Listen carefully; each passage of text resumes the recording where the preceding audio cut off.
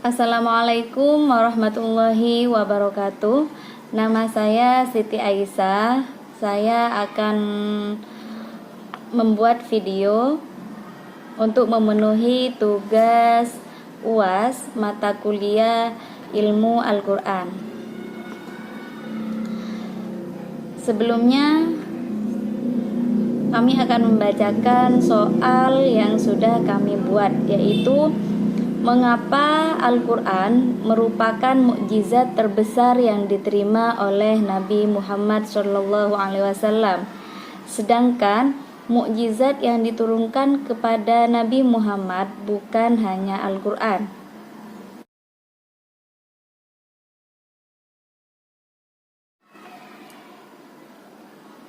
Baiklah, saya akan memaparkan mukjizat yang diturunkan kepada Nabi Muhammad. Yang pertama adalah Al-Quran, di mana Al-Quran ini adalah kitab suci umat Islam. Yang kedua, Nabi Muhammad SAW dapat membelah bulan menjadi dua, di mana waktu itu orang-orang kafir menentang Nabi Muhammad. Jadi untuk menunjukkan kenabiannya Nabi Muhammad dengan kekuasaan Allah Subhanahu wa taala, Nabi Muhammad dapat membelah bulan menjadi dua. Yang ketiga yaitu air hujan. Suatu ketika Nabi Muhammad SAW sedang berkhutbah. Tiba-tiba ada seorang mendatangi Nabi Muhammad.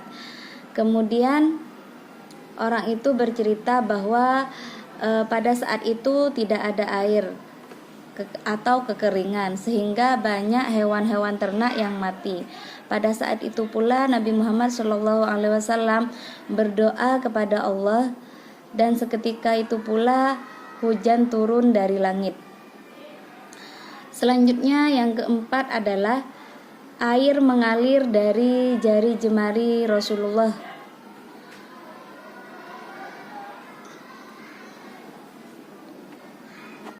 Yang keempat yaitu air mengalir dari jari jemari Rasulullah.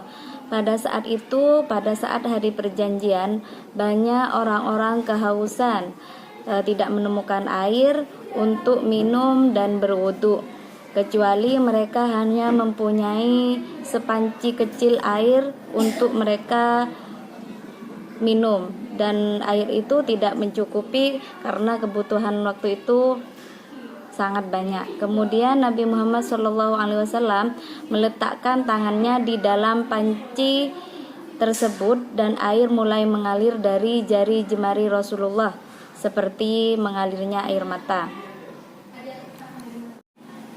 Yang kelima, Nabi Muhammad SAW dapat menyembuhkan orang sakit mata. Pada saat itu yang mengalami sakit mata adalah Ali bin Abi Thalib. Yang keenam yaitu Isra dan Mi'raj. Pada peristiwa tersebut datanglah perintah sholat 5 waktu. Yang ketujuh, segelas susu yang mengenyangkan orang banyak.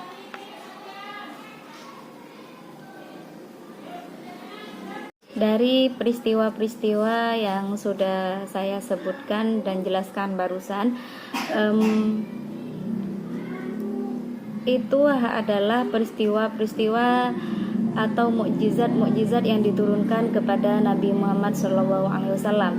Dan kenapa hanya Al-Quran yang dikatakan sebagai mukjizat terbesar, padahal peristiwa-peristiwa yang lain itu juga termasuk peristiwa yang besar.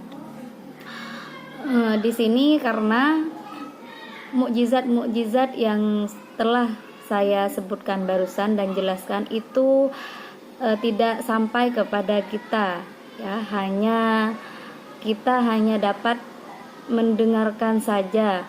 Dapat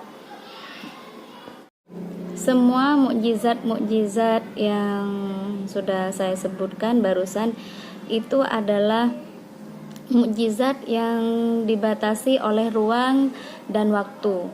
Artinya hanya dilihat atau dapat dirasakan pada kaum Nabi Muhammad SAW ketika itu saja. Dan saat ini kita dapat mendengar atau membaca cerita tersebut. Kalau mukjizat Nabi Muhammad yaitu Al-Quran, sedangkan Al-Quran itu sifatnya universal, jadi abadi, yakni berlaku untuk semua umat manusia sampai akhir zaman. Dan pada saat ini kita dapat merasakan mukjizat Al-Quran tersebut. Kita dapat mempelajari dan mengamalkan apa yang telah ditulis di dalam Al-Quran. Oleh karena itu, mukjizat Al-Quran adalah mukjizat terbesar yang diturunkan oleh Allah kepada Nabi Muhammad SAW.